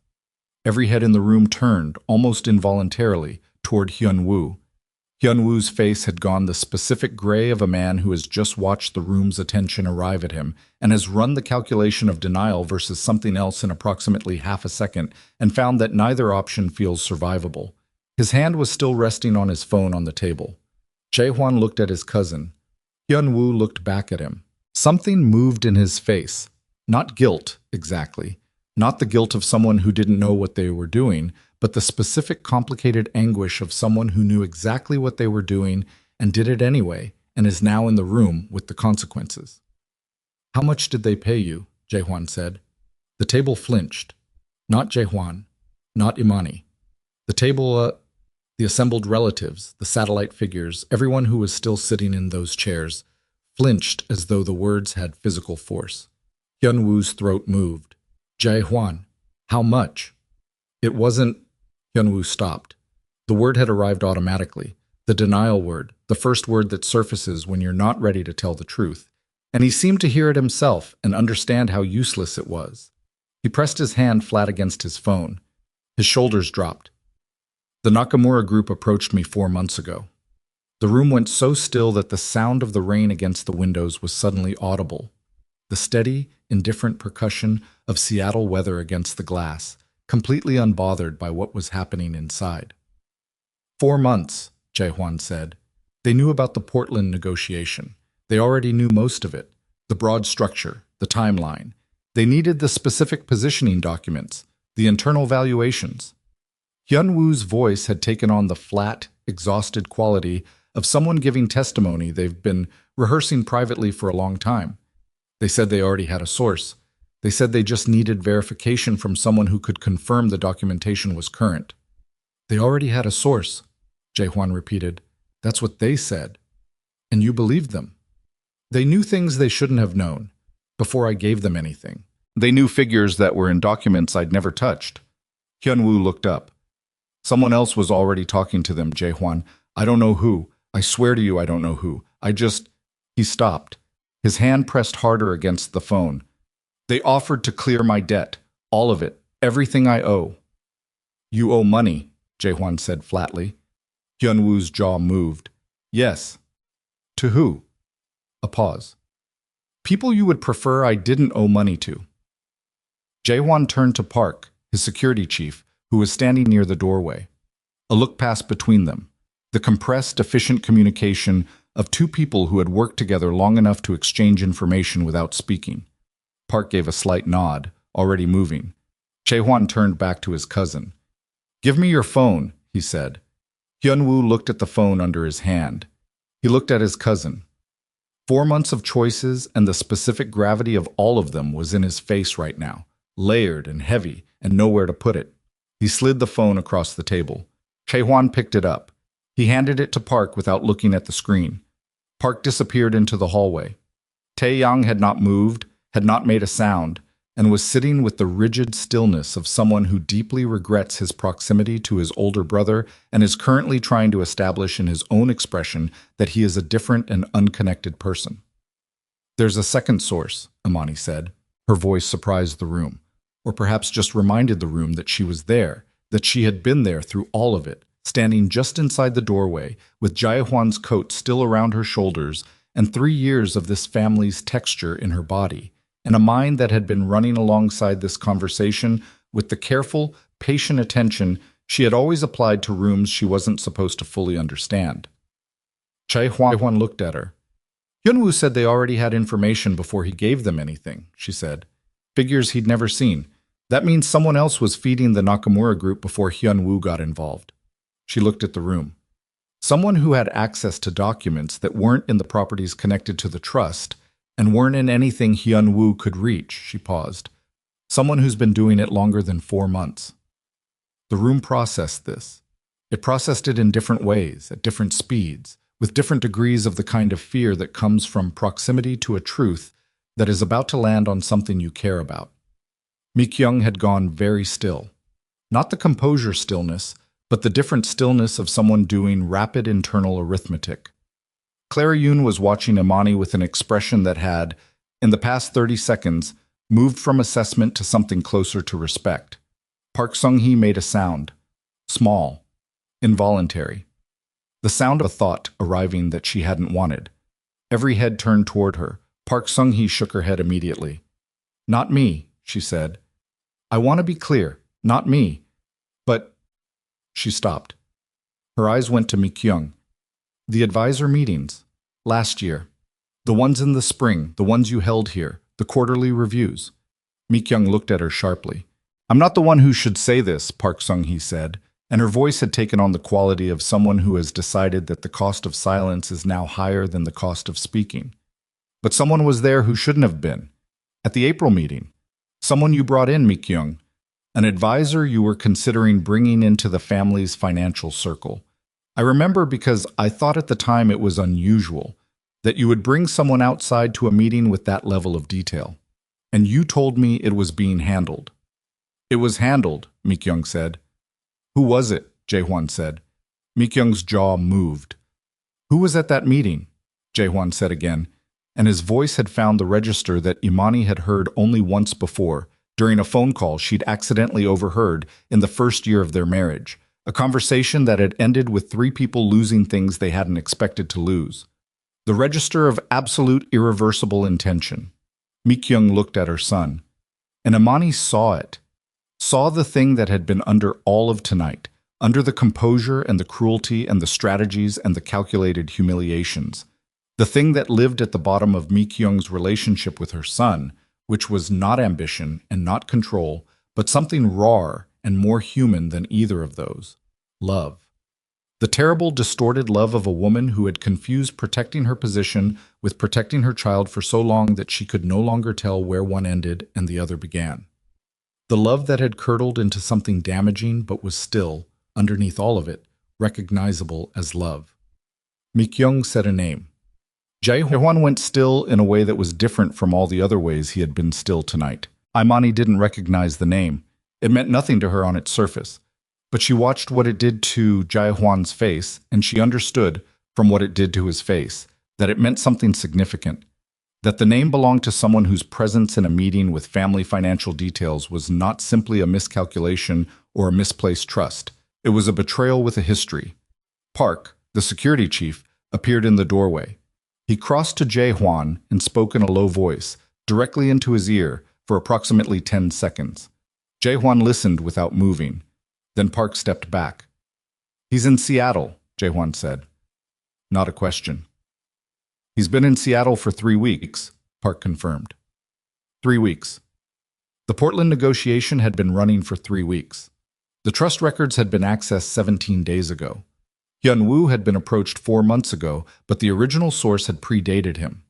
3 weeks in Seattle, 3 weeks in the city where the negotiation was happening, where the family was accessible, where the house with the records sat on a ridge behind a gate code that hadn't been changed in a year. Jae-hwan turned to his mother. You didn't know he was here, he said. It wasn't an accusation. It was a reading. He was reading her face the way he had always been able to read her face, even when she didn't want to be read, even when she was performing a composure that had nothing behind it, because she was his mother, and he had been watching her face since before he could speak, and some knowledge is too old to be blocked by strategy. No, Mi-kyung said. Her voice was small in a way it had not been all evening. I didn't know. But you brought him into a meeting where he could get what he needed to make himself dangerous. I thought, she stopped. I thought I was building a resource. Someone whose interests aligned with making sure the family remained stable. Remained, she looked at the table. Remained as it was. As it was before Imani, he said. Mi-kyung said nothing. You were so focused on removing my wife from this family, Jae-hwan said, and his voice was doing the thing it did when it ran out of room to be quiet and started to carry its own weight by volume, that you opened a door to someone who was using your agenda to dismantle my business. He put his hands on the table. You handed a man who had reason to want me damaged access to information he could use, because you were more concerned with who sleeps in my house than with who is standing outside it. Mi-kyung's hands were trembling. Imani saw it, saw the trembling that Mi-kyung was not managing to hide, the hands that had been flat on the table now pressed together in her lap, pressed hard the way you press something to stop it moving. Imani thought, incongruously, and with the particular human absurdity of the brain during moments of intensity, she's afraid. Not of losing the house, not of the financial consequences, not even of her son's anger. She's afraid she's broken something she can't put back. She was right to be afraid. Jae-hwan straightened. He looked at Park. I need the car, and I need Kim Sung-jin on the phone in the next 20 minutes. Already on it, Park said. The Nakamura Group's Seattle contact. Do we have a location? Working on it. I need it before 11. He turned to the room. To the assembled relatives, the satellite figures, Clara Yoon with her steady eyes and her 17 days of waiting, Hyun-woo with his phone now gone and his debt now visible and his choices now permanent. No one leaves this house tonight. Park will let you know when that changes. Jae-hwan. Hyun-woo's voice came out cracked and urgent. I know what I did. I know there's no... I know, but you need to understand the people they sent to approach me. They weren't. This wasn't just business. They said if I didn't cooperate, they would... He stopped. His voice had broken on something real, something that wasn't strategy or management, something that was simply fear, the fear of a man who had been caught between two forces, neither of which was his equal, and had made the only calculation that felt survivable. They told me what would happen to my family. The room was still. Jae-hwan looked at his cousin for a long moment. Several things moved across his face in that moment, none of them simple, none of them performing. Then he said, "I know." His voice was not warm, but it was not cold either. It was the voice of someone who has separated a person from their choices and is angry about the choices and still capable of seeing the person. "We'll deal with that." He turned toward the door. Imani fell into step beside him, and he did not tell her to stay. He did not suggest she remain with the relatives. He moved and she moved with him, and that was how they left the dining room. Not him leading and her following. Not her trailing at a safe distance, but side by side through the hallway and past the security detail and toward the front of the house, where the cars were still waiting in the rain and the night was still coming down in steady, indifferent sheets against the windows of a house that was no longer what anyone in it had believed it to be. The cold hit them when the front door opened. Real cold, the damp Seattle cold that gets into your bones without ceremony. The kind of cold that reminds you that whatever is happening inside, the outside world is continuing to be entirely unbothered. Imani stopped on the front steps. Jae-hwan stopped beside her. For a moment, neither of them spoke. The rain came down around the covered entry, and the lights of the nearest car threw shadows across the wet driveway. And somewhere in the city below the ridge, the Nakamura Group's Seattle contact was in a location that Park was trying to confirm before 11. And somewhere in that city, Kim Sung-jin was about to receive a phone call that would be the worst phone call of his legal career. "The man your mother named," Imani said. "Who is he?" Jae-hwan was quiet for a moment. "He worked for my father," he said, "a long time ago. Before my father restructured everything, before the family's legitimate businesses became what they are now. He was involved in things that my father eventually stepped away from. There was a falling out." He paused. "I was 23. I handled the ending of that relationship on my father's behalf." Imani looked at him. "He's been waiting 11 years, Jae-hwan said, and my mother handed him the door." The rain came down. The car waiting at the bottom of the steps had its engine running, the exhaust visible in the cold air, the red of the brake lights throwing color across the wet stone of the driveway. Park appeared at Jae-hwan's shoulder. "Kim Sung-jin is on the line," Park said. Jae-hwan took the phone. He put it to his ear and he said, in a voice that Imani heard clearly even in the open air of the front steps, a voice that had no warmth and no performance and no management, simply the direct, undecorated voice of a man who is done with distance between himself and the truth. "You're going to tell me everything you told them and everything they told you, and you're going to tell me where he is. And you're going to tell me now, Kim, because the only version of tonight where things get better for you is the one where you stop deciding how much to say." A pause. Whatever came through the phone made Park's expression shift. It was a small shift. Park's face moved very little, as a rule. But it moved. Jae-hwan's hand tightened on the phone. "Say that again," he said. Imani watched his face. She watched it receive something, absorb something, process something with the rapid internal speed of a man who could take an impact without showing it and figure out what to do about it while still standing. He lowered the phone. He looked at Park. "He's not in the city," Jae-hwan said. "He's not in the state." Park went still. "Where?" Jae-hwan said, a location. Park's jaw tightened in a way that Imani had never seen Park's jaw do before. "The Portland negotiation didn't fail because of the documents," Jae-hwan said. His voice had gone to a place that was past anger, past the controlled fury of the dining room, past even the cold authority of the interrogation that had just dismantled whatever remained of this family's pretenses. It had gone to the place that Imani had always known was there, and had always hoped, quietly and privately, they would never actually need. The documents were the distraction. Portland was the distraction. He was never interested in the shipping consortium. He looked at Imani. "I was interested in this house." Imani felt the cold again, in her chest this time, not the Seattle rain. "The trust," she said. "The trust is publicly registered," Jae-hwan said. "The beneficiary is public record. He's been watching this family for 11 years. He knew about the secondary estate. He knew my father built something that was never fully surfaced, and he's been positioning to... Jae-hwan stopped. He looked at the house behind them, at the lights in the windows, at the shape of it against the night sky. He doesn't want the business.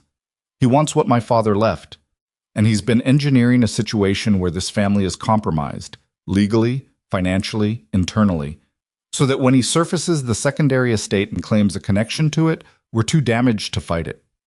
What connection could he claim? A legitimate one, Jae-hwan said.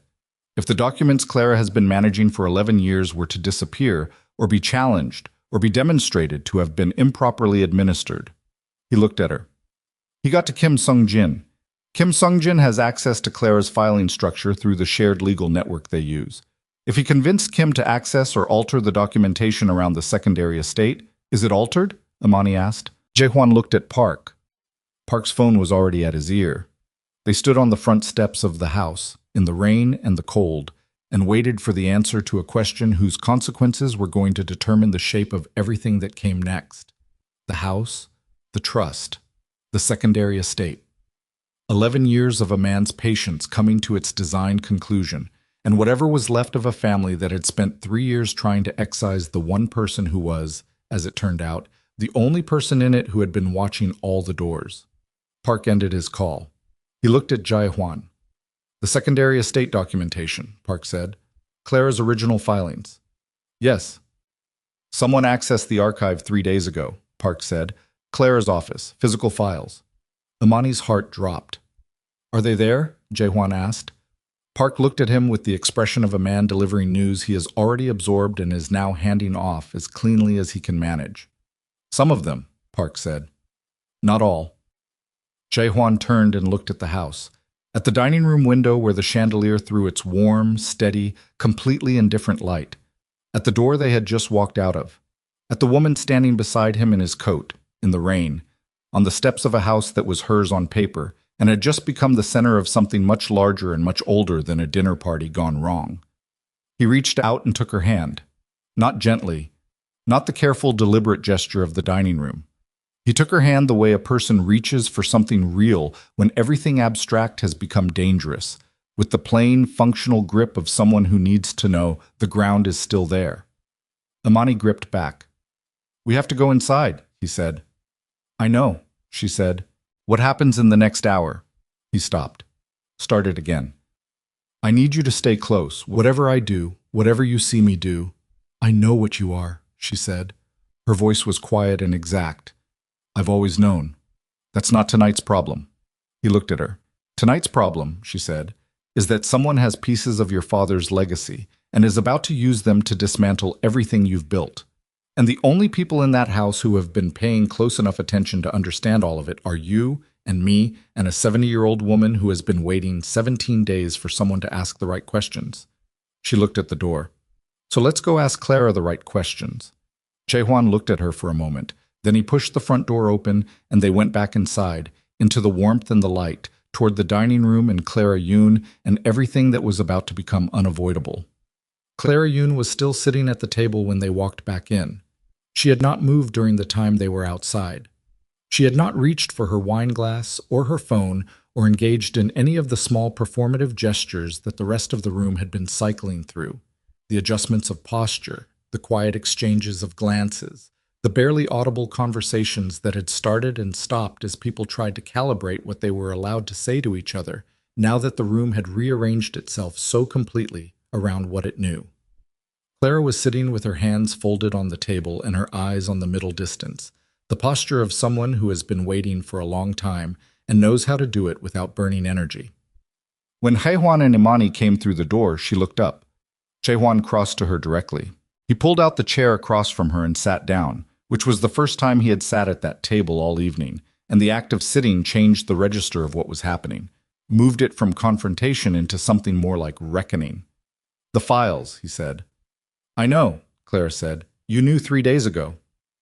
Yes. And you came here tonight anyway.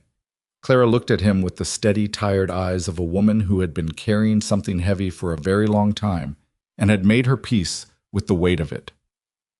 I came here because Mi Kyung's dinner gave me a room, with witnesses. With you, once I understood you'd come back early. She paused. There are things that need to be said in front of witnesses. The things I've been managing alone since your father died. They've needed witnesses for 11 years. Imani sat down beside Jae Hwan, not across from him, beside him, close enough that their arms were almost touching, and the proximity was not about comfort, or not only about comfort, but about the simple, practical fact of two people deciding that whatever came next, they were receiving it from the same position. Tell me about the files, Jae Hwan said. Clara unfolded her hands. She reached into the small bag she'd had beside her chair all evening. An unremarkable bag, the kind older women carry to family dinners, the kind nobody searches because nobody considers. And she placed a sealed envelope on the table. The original filings are in there, she said. The ones from your father's estate, the ones connected to the secondary holdings. She looked at Jae Hwan steadily. What was accessed 3 days ago from my office was a copy set. I moved the original 6 months ago when I understood that someone had started looking. The room absorbed this. Jae Hwan looked at the envelope. He didn't reach for it immediately. He looked at it the way you look at something you have been told exists for 11 years and are now seeing for the first time, with a complicated mixture of recognition and grief, and the specific anger of someone who has been navigating without a map that was always available. He has copies, Jae Hwan said. Incomplete copies, Claire said. The core documentation, the verification protocol that establishes your right of access to the secondary holdings, that's in that envelope. Without it, what he has is suggestive but not actionable. He can create noise. He can create legal expense and delay. But he cannot make a legitimate claim. He doesn't need a legitimate claim, Jae Hwan said. He needs enough of one to create a window. While we're managing the legal challenge, while the business is already compromised from the Portland situation, while this family is dealing with, he gestured slightly at the room, at the wreckage of the evening. He creates instability, and instability is the product. It was always the product. Yes, Clara said, I know. So what does the envelope change? It changes the timeline, Clara said.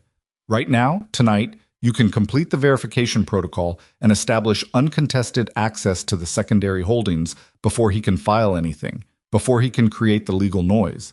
If you complete it tonight, whatever he has becomes circumstantial, becomes the evidence of a man who was planning a theft that never happened.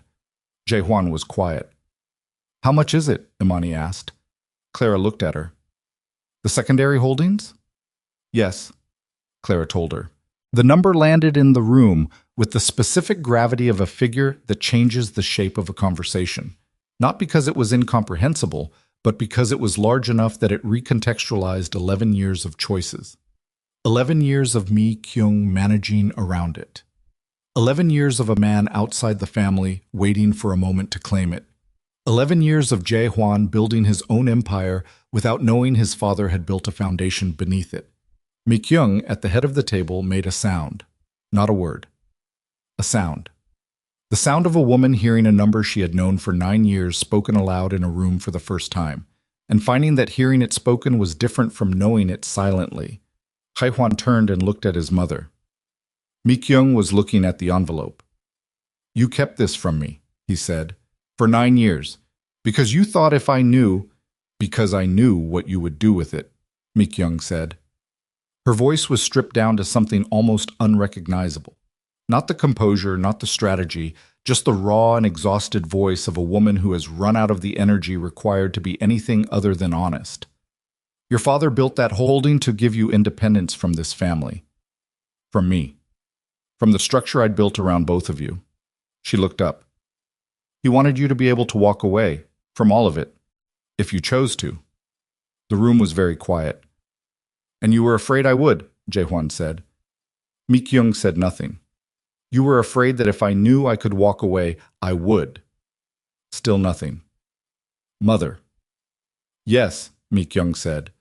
The word came out like something that had been sealed under pressure for 9 years and had finally found the crack to come through. Yes, I was afraid you would. I was afraid that you would take whatever she... Her eyes moved to Imani, just briefly. That you would take your life and build it somewhere I couldn't reach it, and I would have built everything in this family for 40 years and ended up with a son who was a stranger. The honesty of it was so raw and so human that it was almost unbearable to be in the room with. Imani looked at Mi Kyung. She looked at this woman who had made her life inside these walls genuinely painful for 3 years, who had looked at her across dinner tables with clinical contempt, who had assembled documents and lies and strategic humiliations with the patient precision of a person who believed she was fighting for something worth fighting for. And she saw, underneath all of it, the thing that had been driving it from the beginning, not malice in its purest form, but the specific self-destructive terror of a woman who had loved something so completely and so poorly that the love had become its own kind of cage for everyone inside it. That didn't make any of it acceptable, but it made it, at last, comprehensible. "Complete the verification," Imani said to Jae-hwan. She was still looking at Mi-kyung when she said it. "Tonight, do what Clara brought you here to do." Jae-hwan looked at her. "The man outside this family who has been waiting 11 years to use your father's legacy against you," Imani said. "He's the problem that has to be closed tonight. Everything else?" She paused. "Everything else we can figure out when there isn't someone standing at the edge of the property, waiting for us to be too distracted to notice him." Jae-hwan held her gaze for a moment. Then he reached across the table and picked up the envelope. Clara produced a notary seal and a secondary document from the same unremarkable bag, and what followed was 40 minutes of legal process conducted at a dining room table that still held the remnants of a dinner that felt like it had happened in a different century. Clara walked Jae-hwan through the verification protocol with the methodical precision of a woman who had been preparing to walk him through it for 11 years and was not going to rush it simply because the room was full and the night was long. Park hovered near the doorway with his phone, coordinating something outside the house that involved people Imani didn't know in locations she wasn't told, and the periodic reports he brought to Jae-hwan between document signatures were brief and delivered in a register that kept the room from understanding their content. Mi-kyung sat at the head of the table and watched her son complete the thing his father had built for him. Her face was impossible to read with any confidence. Imani tried once, glanced at Mi-kyung across the business of papers and signatures and Clara's careful direction, and found a landscape so complicated and so exhausted that she looked away. Some things were private even when they happened in public. The relatives had gone quiet in the particular way of people who have understood that they are no longer participants in something and have become its witnesses. Hyun-woo sat with his hands folded on his table and his eyes down, carrying the weight of his choices in the specific physical way that people carry things they can't put down. In the shoulders, in the set of the jaw, in the shallowness of the breathing. Taeyang had moved his chair a few inches from his brother's over the course of the evening, and the distance between them now was small in physical terms and enormous in every other way. Park Sung-hee had a glass of water in front of her and wasn't drinking it. When the last document was signed and Clara had confirmed the completion of the verification protocol, with the careful satisfaction of someone closing a chapter that was overdue, she gathered the papers with the unhurried efficiency of a woman who had been in difficult rooms before and understood that difficult rooms eventually end. "It's done," she said to Jae-hwan. "Whatever he files, whatever he claims, you have uncontested standing. The secondary estate is yours. Full access, full control, effective tonight." Jae-hwan sat back in his chair. He put his hands flat on the table in front of him, and he looked at them for a moment. Just his hands, the documents, the surface of the table. And in that moment, Imani saw the tiredness finally surface on his face. Not weakness, not defeat. The specific tiredness of someone who has been running on adrenaline and control for several hours and is now feeling the weight of what has been resolved and what is not. Park appeared at his shoulder. "He's gone," Park said quietly. Jae-hwan looked up. "Left Seattle 2 hours ago. Flight to Vancouver. We have contacts following the trail." Park paused. He knew the verification was happening. Someone told him. The room stiffened. Jae-hwan looked at the table, at the assembled faces. "Someone in this room," he said evenly, "contacted him during the past hour." Nobody spoke. Jae-hwan looked at Hyun-woo. Hyun-woo's phone was gone. Park had taken it. Jae-hwan looked at Taeyang, who shook his head once, quickly, with the urgency of someone telling the truth and needing to be believed. He looked at Park Sung-hee, who met his eyes steadily. "No," she said, "just that." He looked at Mi-kyung. Mi-kyung was looking at her hands in her lap. The silence stretched for long enough that it became its own answer. "Mi-kyung," Clara said. Not harshly. with the tiredness of someone who had suspected this and was not surprised to have it confirmed. Mi-kyung raised her head. Her face was the face of a woman who has made a decision she knows is wrong and has made it anyway because the alternative required her to give up the last thing she thought she was still holding. "He told me," she said quietly, "that if the verification was completed tonight, there were documents he would release. About your father, about how some of the secondary holdings were built, about—" She stopped. "About things that would affect you, Jae-hwan, your reputation, the legitimate businesses." "So you warned him," Jae-hwan said. "I was trying to protect you." "You keep saying that," he said. And there was no anger in it, which was somehow worse than anger. There was just a flatness, the sound of something that has been said so many times it has worn through to the surface underneath, which is not anger, but sorrow. And every time you say it, something else breaks.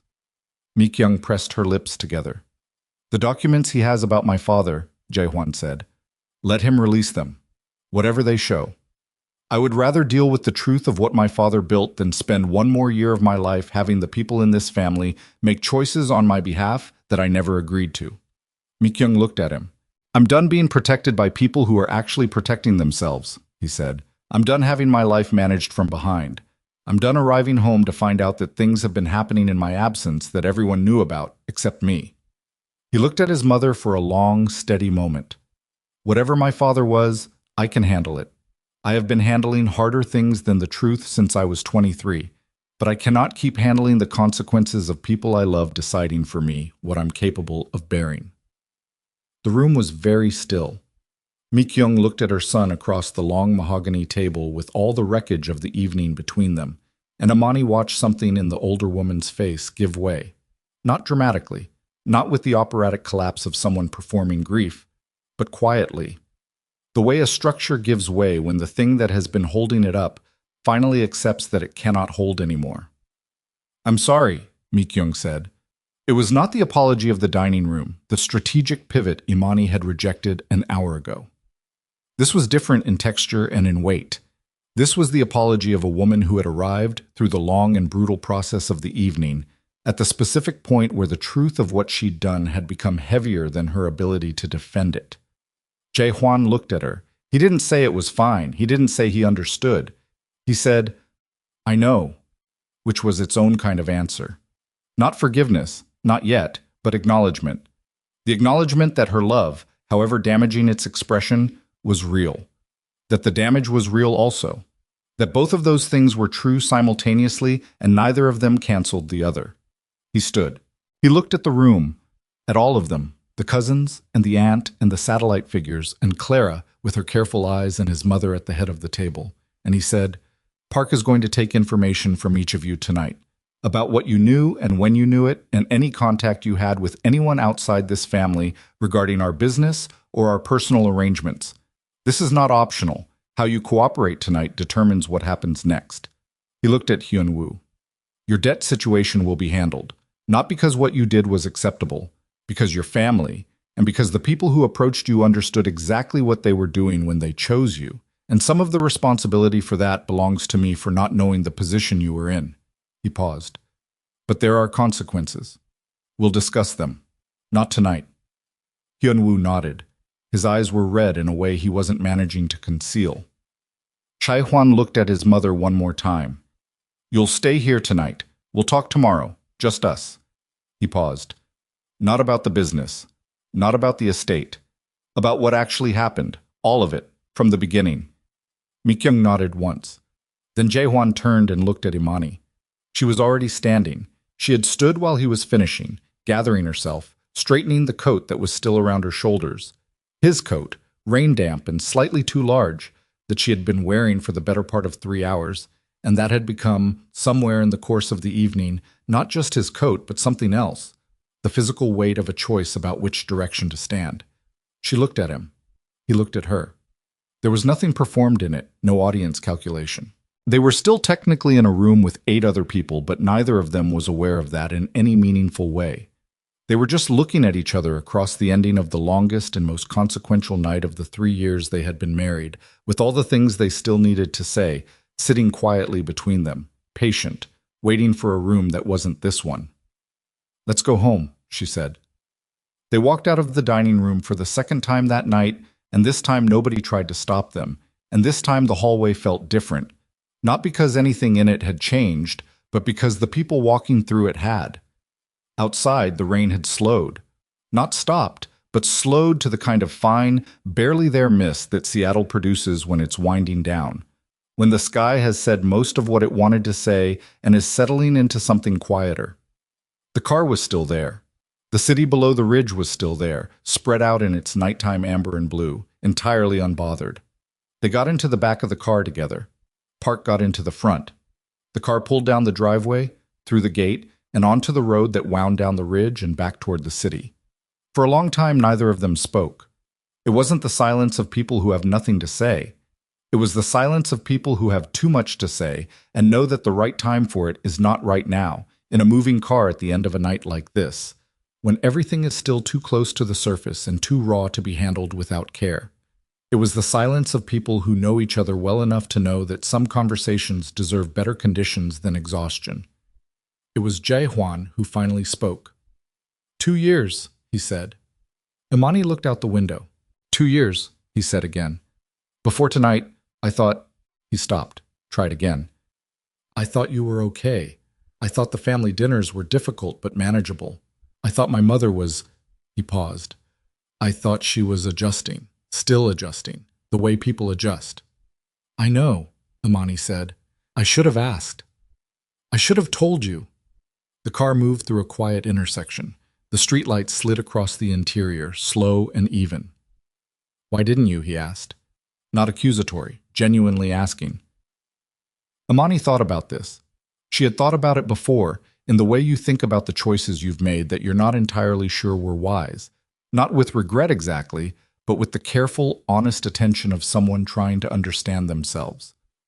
Because I knew what you would do, she said finally, and I wasn't ready for what it would cost. To you. To your relationship with her. I kept thinking I could find another way. A way that didn't require burning anything down.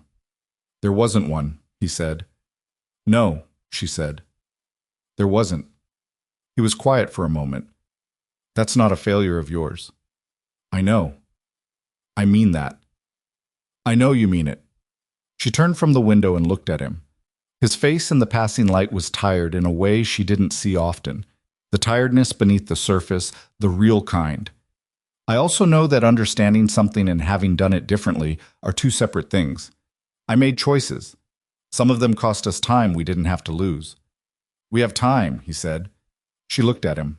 We have time, he said again, with the specific, quiet conviction of a man who has just spent a night understanding the difference between the things that can be recovered and the things that can't, and has arrived at the other side of that understanding with a clear view of which category his marriage falls into. Imani held his gaze for a moment. Then she looked back out the window, at the city passing, at the lights and the wet streets, and the ordinary ongoing life of a place that had no idea what had happened on a ridge above it over the past several hours.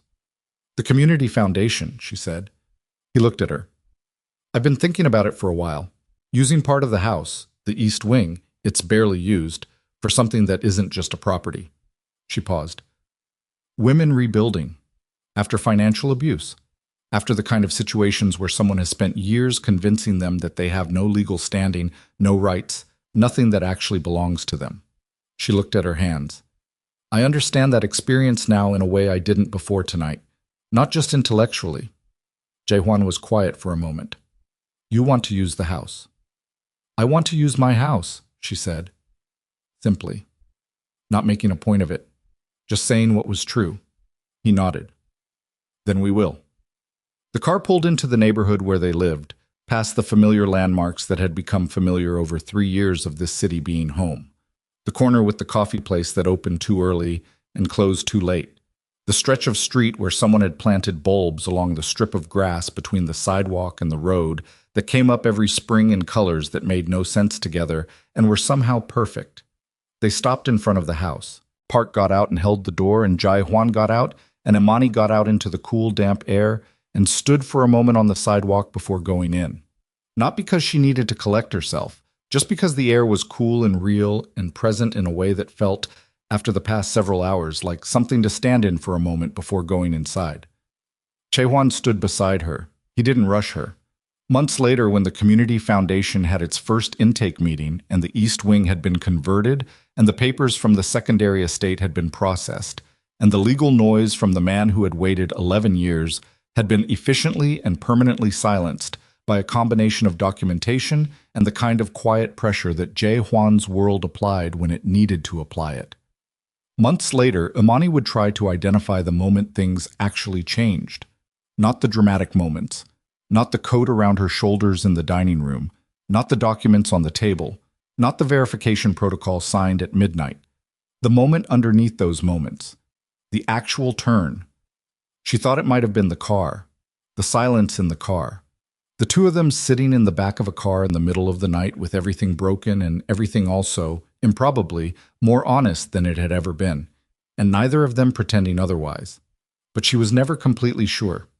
What she was sure about was the day Mi-kyung came to the house. Not the mansion, their house. The house where Imani and Jae-hwan actually lived, the house Mi-kyung had never once visited in 3 years of marriage. The house that had simply not been included in Mi-kyung's mental map of what belonged to her. She came alone, no driver waiting outside. Or if there was a driver, he parked somewhere else. She rang the bell. She was wearing something quieter than her usual clothes. Not a statement, just clothes. She was carrying nothing except her bag, and visible in her face when Imani opened the door, the specific and unflattering expression of a person doing something that cost them more than they expected. Imani opened the door and looked at her. Mi-kyung looked back. "I would like to come in," Mi-kyung said, "if that's acceptable." Imani stepped aside. They sat in the living room that Mi-kyung had never seen, surrounded by the particular texture of a life that Mi-kyung had spent 3 years trying to deny was real. The books Imani had accumulated, the art on the walls that she and Jae-hwan had picked up from places they'd been, the specific domestic reality of two people who had been building something together in the ordinary way that people build things, through the accumulation of small choices and preferences and the gradual, unspectacular work of learning how to share space with another person. Mi-kyung sat in the chair across from the couch and looked at the room. "He's not here," Imani said. "I know," Mi-kyung said. "I came to talk to you, not to him." Imani sat down. Mi-kyung was quiet for a moment, looking at her own hands, which were folded in her lap with the careful stillness that was always, in Imani's experience, Mi-kyung trying not to be seen doing something difficult. "I have been thinking," Mi-kyung said, "about what I said to you, the specific things. That dinner, the ones before it." She paused. "I have been trying to find a way to explain them that makes me something other than what they make me, and I cannot find that explanation." She looked up. "I was cruel. Specifically, deliberately cruel, in ways I chose because I knew they would land where I wanted them to land. That is not something I can explain into being something else." Imani held her gaze. "I am sorry," Mi-kyung said, "not for the position I believed I was protecting. I will not pretend I think I was entirely wrong to want certain things for my son. But for the methods, for what I said about your body, about your background, for the things I said to make you believe my son was ashamed of you." She stopped. The line of her mouth was tight with the effort of precision, of not retreating into vagueness. "Those things were lies designed to wound you, and I am sorry for them." The room held the apology for a moment. Imani thought about what she wanted to say back. She had thought about this conversation in the abstract, had rehearsed versions of it in her head over the months since the dinner, had imagined various iterations of what she might feel and what she might need to say. What she found, sitting across from Mi-kyung in her own living room on a quiet afternoon, was something she hadn't predicted. Not warmth and not coldness, but the particular human complexity of a person looking at someone who had hurt them and understanding that the hurt and the person who caused it were both real and both complicated, and that neither of those things was going to resolve into something simple. "I accept the apology," Imani said. "I want you to know that accepting it doesn't mean the relationship between us starts over. It means it starts from here.